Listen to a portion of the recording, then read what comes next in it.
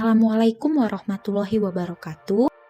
Pada kesempatan kali ini, kami akan memaparkan salah satu judul yaitu mengenai konsep ju'alah. Video ini dibuat guna memenuhi salah satu tugas mata kuliah Fikih Muamalah 1 dengan dosen pengampu Ibu Dr. Tuti Anggraini MA. Sebelumnya, perkenalkan kami dari kelompok 11 semester 3 Program Studi Perbankan Syariah Fakultas Ekonomi dan Bisnis Islam Universitas Islam Negeri Sumatera Utara yang beranggotakan yaitu yang pertama, Cindy Jahanajia dengan NIM 0503222170 dan Nur Aisyah dengan NIM 0503223145. Halo teman-teman semua, di sini saya akan menjelaskan tentang apa sih pengertian dari ju'alah dan juga apa saja dasar-dasar hukumnya. Nah, masuk pada pembahasan kita yang pertama yaitu pengertian dari ju'alah. Secara etimologis, al-ju'lu berarti upah, ja'alatu lahu ju'lan artinya aku membuat upah untuknya. Ji'ala juga dapat dibaca ja'ala.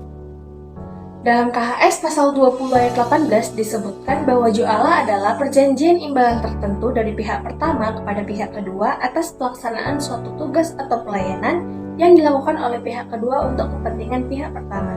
Dalam ensiklopedia Fikih Muamalah disebutkan bahwa ju'alah adalah menjadikan suatu harta tertentu untuk orang yang mengerjakan suatu pekerjaan yang mubah untuknya meskipun pekerjaan itu tidak diketahui, atau orang yang bekerja untuknya dalam suatu waktu meskipun tidak diketahui. Al-ja'alah boleh juga diartikan sebagai suatu yang meski diberikan sebagai pengganti suatu pekerjaan dan padanya terdapat suatu jaminan. Meskipun jaminan itu tidak dinyatakan, al-ja'alah dapat diartikan pula sebagai upah mencari benda-benda yang hilang. Ju'alah dalam mazhab Syafi'i adalah memberikan sejumlah upah yang sudah maklum kepada seseorang dengan ketentuan melakukan sesuatu yang bermanfaat untuk memberi upah dalam jangka waktu yang maklum maupun tidak. Ketentuannya jika berhasil menyelesaikan, maka upahnya menjadi haknya. Namun jika tidak berhasil, maka tidak ada upah sama sekali. Sedangkan mazhab Syafi'i menyebutkan ju'alah adalah akad menerima upah atas sebuah pekerjaan yang maklum atau tidak yang sulit untuk dijelaskan batasannya. Nah, masuk pada pembahasan yang kedua yaitu dasar hukum ju'alah. Ju'alah termasuk salah satu jenis akad yang hukumnya jaiz atau dibolehkan oleh sebagian ulama. Tetapi sebagian pula ada yang tidak membolehkan akad jenis ini. Nah, yang pertama adalah Al-Quran. Menurut Syafi'i dalam Misnah, salah satu pendapatnya bahwa dasar hukum dari akad ini adalah firman-Nya yang artinya penyeru-penyeru itu berkata, kami kehilangan piala raja, dan siapa yang dapat mengembalikan akan memperoleh bahan makanan seberat beban unta, dan aku menjamin terhadapnya. Quran Surah Yusuf Surah 12 ayat 72. Asbab al-nuzul dari ayat ini adalah terkait dengan peristiwa pada masa Nabi Yusuf, di mana piala raja hilang dan lalu dibuatlah ju'alah, atau sayembara bahwa siapa saja yang bisa menemukan akan diberikan hadiah. Para ulama sepakat tentang kebolehan ju'alah karena memang diperlukan untuk mengembalikan hewan yang hilang atau pekerjaan tidak sanggup dikerjakan dan tidak ada orang yang bisa membantu secara sukarela. Nah, yang kedua adalah al-hadis. Begitu juga dengan sabda Rasulullah dalam sebuah hadis yang diriwayatkan oleh Imam Al-Jamaah, kecuali Imam Nasa'i dari Abu Sa'id Al-Khudri. Suatu ketika, para sahabat Rasulullah mendatangkan sebuah perkampungan Arab. Namun mereka tidak dilayani layaknya seorang tamu. Tiba-tiba pemimpin mereka terserang penyakit. Kemudian penduduk desa meminta sahabat untuk menyembuhkannya. Sahabat Rasul mengiyakan dengan catatan mereka diberi upah. Syarat ini disetujui. Kemudian seorang sahabat membaca Al-Fatihah. Maka akhirnya pemimpin tersebut sembuh. Kemudian hadiah pun diberikan. Akan tetapi sahabat tidak mau menerima sebelum lapor dari Rasulullah. Maka Rasulullah tersenyum melihat atas laporan kejadian itu. Kebutuhan atau hajat di tengah masyarakat juga mendorong untuk diperbolehkannya akad ju'alah ini. Dengan kata lain, dasar bolehnya akad ini didasarkan kepada realitas masyarakat yang membutuhkan akad ini. Dasar berupa al-hajat yang terkadang diposisikan sebagai sebuah kebutuhan dauriyat atau kebutuhan emergensi menjadikan akad ini sebagai akad yang dibolehkan secara fikih. Misalnya, kebutuhan untuk mendapatkan orang yang mau bekerja dalam kasus hewan budak hilang yang melarikan diri. Nah, itu dia penjelasan saya mengenai pengertian dari ju'alah dan juga dasar-dasar hukum dari ju'alah. Selanjutnya ada rukun dan syarat ju'alah yang akan dijelaskan oleh teman saya. Simak videonya ya. Rukun ju'alah. Ada beberapa rukun yang harus dipenuhi dalam ju'alah. Yang pertama, lafal.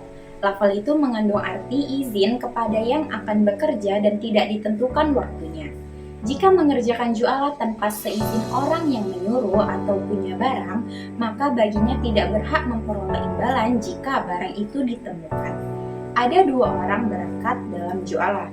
Yang pertama, ja'il, yaitu orang yang mengadakan sayembara. Yang ketiga, amil, yaitu orang yang melakukan sayembara.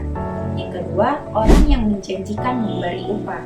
Dapat berupa orang yang kehilangan barang atau orang lain. Yang ketiga, pekerjaan, yaitu mencari barang yang hilang. Yang keempat, upah harus jelas, telah ditentukan dan diketahui oleh seseorang sebelum melaksanakan pekerjaan atau menemukan barang. Selanjutnya, kira-kira apa sih syarat ju'alah? Oke, akan kita bahas.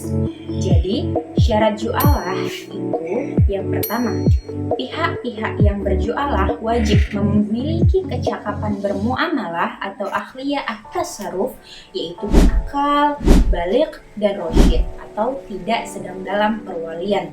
Yang kedua, upah atau ja'il yang dijanjikan harus disebutkan secara jelas jumlahnya. Yang ketiga, aktivitas yang akan diberi kompensasi wajib aktivitas yang mubah, bukan yang haram dan diperbolehkan secara syar'i. Tidak diperbolehkan menyewa tenaga paranormal untuk mengeluarkan jin, praktek sihir atau praktek haram lainnya. Yang keempat, kompensasi atau materi yang diberikan harus jelas diketahui jenis dan jumlahnya atau mahur, di samping tentunya harus halal. Selanjutnya, kita akan membahas mengenai pelaksanaan ju'alah. Teknis pelaksanaan ju'alah atau pemberian upah dapat dilakukan dengan dua cara. Yang pertama, secara khusus, yaitu ditentukan orang yang mencari barang yang hilang. Yang kedua, secara umum, yaitu orang yang dibebani pekerjaan mencari barang yang hilang tidak ditentukan seseorang, tetapi untuk semua orang atau berlaku umum.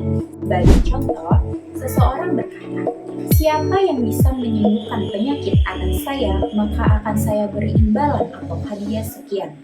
Atau barang siapa yang bisa menemukan STNK sepeda motor saya bernomor polisi sekian, maka akan saya beri imbalan atau upah sekian.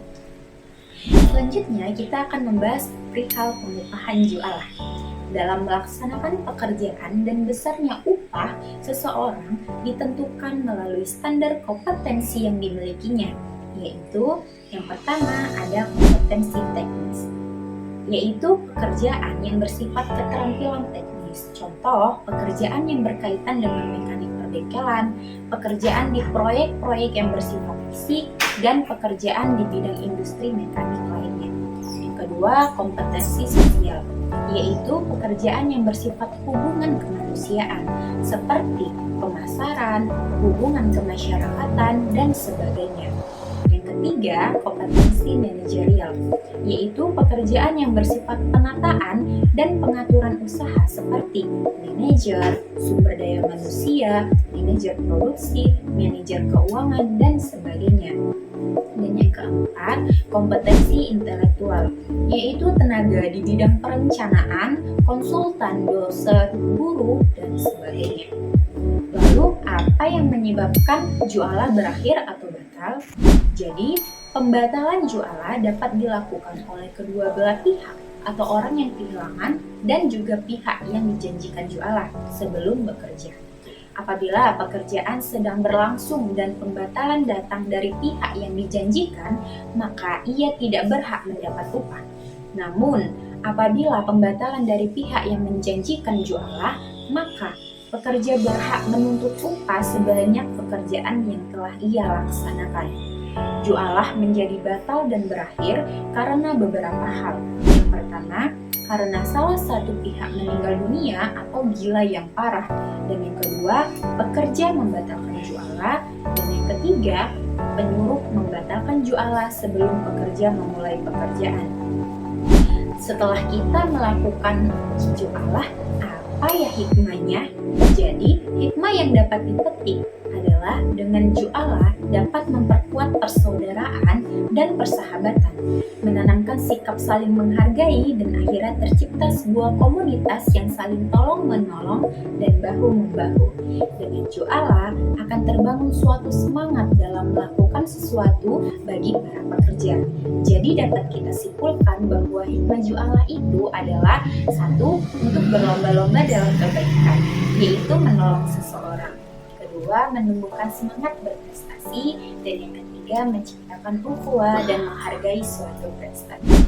Lalu apa sih aplikasi jualah di perbankan syariah? Mari kita bahas.